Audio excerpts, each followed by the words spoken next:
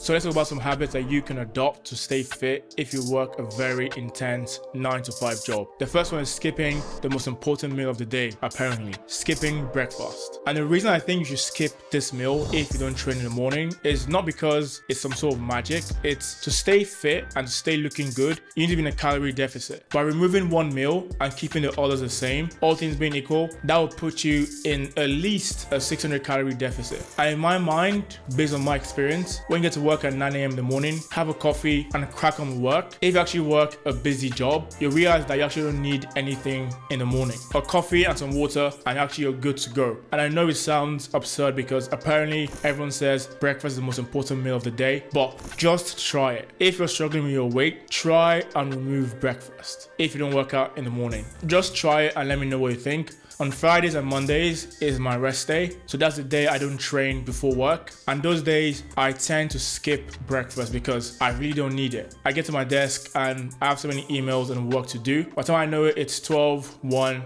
I go have my first meal, which is my lunch. Now, the second point is if you want to have breakfast, like you feel like you need to have breakfast, have no carbs in your breakfast. Have high protein, even high fat. Try and make your breakfast chicken, eggs, less processed foods, and trust me, you will feel a lot better. And in fact, extending this across the whole day, if you work a 9 to 5 job where you're sat most of the time, you don't need a lot of carbs. I promise you don't. I am 6'2", 94, 93 kilos. I eat around 200 grams of carbs, even on the days I train, and I feel fine. If you're shorter than me and you don't weigh as much, you don't need that much carbs if you're sat at your desk the whole time. Most people working in corporate should be having a low carb diet. I know it sounds like prescription, but why do you need the carbs if you're sat down the whole day looking at a computer? You're not expanding that much energy. It is mentally challenging, but physically, it's really not.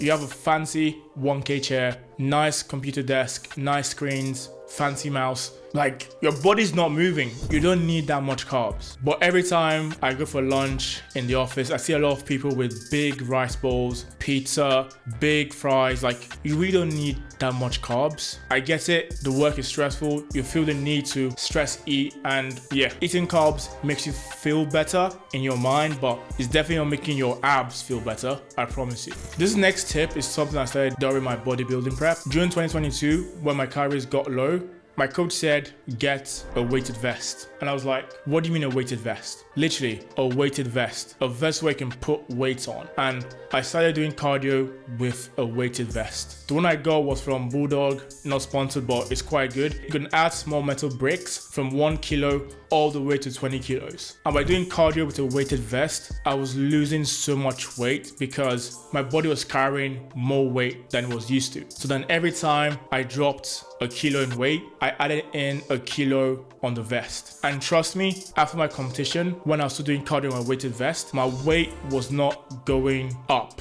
It kept my weight very stable because my cardio time was now a lot more efficient. If you're in corporate, banking, law, consultancy, you don't have a lot of time to work out in general. So the time you do have, try and maximize that by doing your cardio with a weighted vest. If you're enjoying the video so far, please drop a like and leave a comment. It goes a long way. Now let's talk about drinking and alcohol. If you're in finance, we understand there is a drinking culture and that is not going to change for you. It is what it is and it's up to you to decide how you want to react to that. If you don't want to be the finance bro that's out of shape with a pot belly, what can you actually have when you go for drinks with your friends and with your coworkers? And in my mind, I'm giving this advice because I understand that in finance, to meet with clients, for team exercises, there will be drinking involved. So there's no point trying to tell you guys, don't drink, don't go to the pub.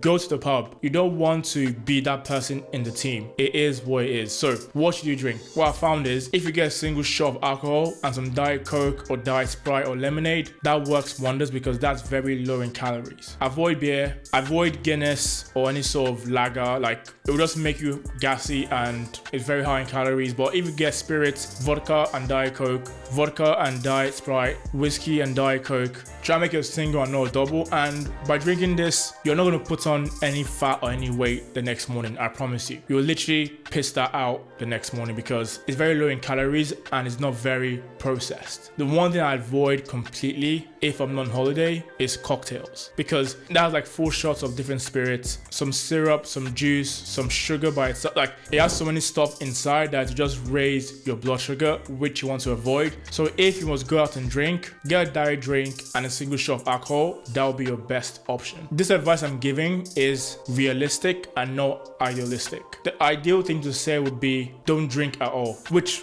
is not going to happen. So this next point is you need to understand your energy balance. If you're going out with a client and you're on a diet, you can't be at a client dinner and say, oh, sorry, I can't eat this dessert or this main because it doesn't fit my macros. That's one way to lose business and your company will not be happy with you. If you understand energy balance, you understand that what matters is the average weight of your body across the whole week.